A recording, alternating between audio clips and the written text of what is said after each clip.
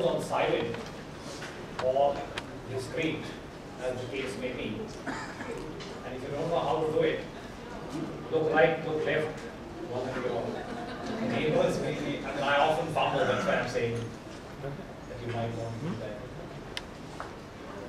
There, Bhaskar.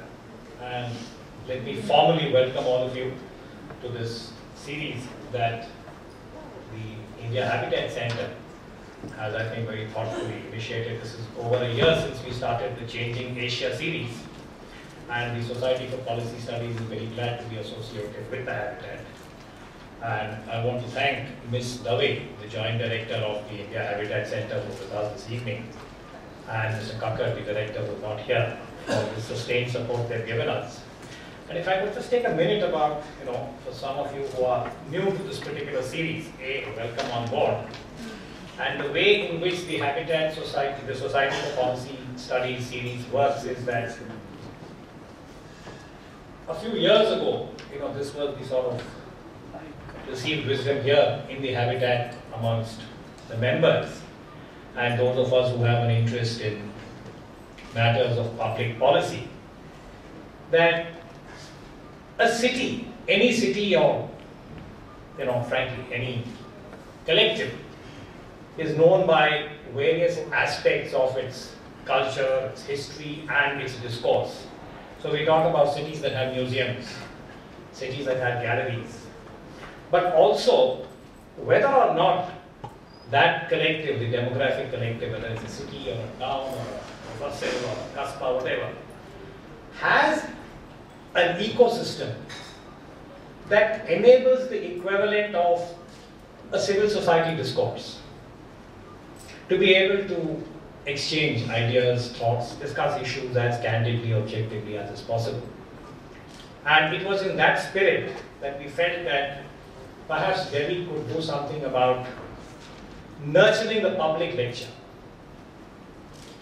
And clearly, if we talk about a public lecture, it's a two-way activity between the speaker, he or she who takes the trouble of agreeing to deliver a lecture of this nature, and the audience. And the Habitat, I think, helped us to put this together. And I'm very happy to say that it's a little over a year since we started the Changing Asia series, and we've had some very eminent speakers. And it's in that sense that we felt that we could sustain the series and look at a range of subjects, not necessarily security, foreign policy, international relations. And it was in that context that today's choice, all of you have the invitation, it's about the journey of the Indian woman. And since we have an Asian backdrop for this particular series, we thought that we would request our speaker today to also contextualize this in a larger canvas. And before I introduce our speaker for the evening, Ambassador Bhaswati Mukherjee, many of you know her. I'm very glad to welcome and recognize family and friends of our speaker here this evening. We at the SPS, Society for Policy Studies, are very glad to have Ambassador Mukherjee be part of our effort, and over the years since she formally retired from the service, she's participated in many of our events. And we've circulated her CV, so I will not belabor the detail and embarrass her by referring to all her many accomplishments. But just a word about the subject and why we thought that this would be appropriate this time around. That since the series began, the focus for a long time was on what you might call as the traditional subjects, where we looked at international relations, security, India's relations, etc. But when we were putting our heads together, those of us who try and choose subjects, this came up, and it was almost a unanimous yes, saying that we needed someone to look at this.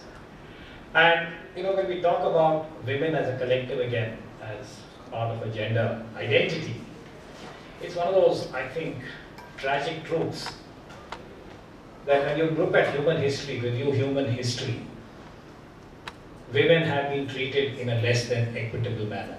I'm saying it as bluntly and as tersely as I can. And there are many ways of looking at it historically and in a more contemporary sense. But I think we in Delhi cannot forget the ignominy of being often characterized as the rape capital of the world.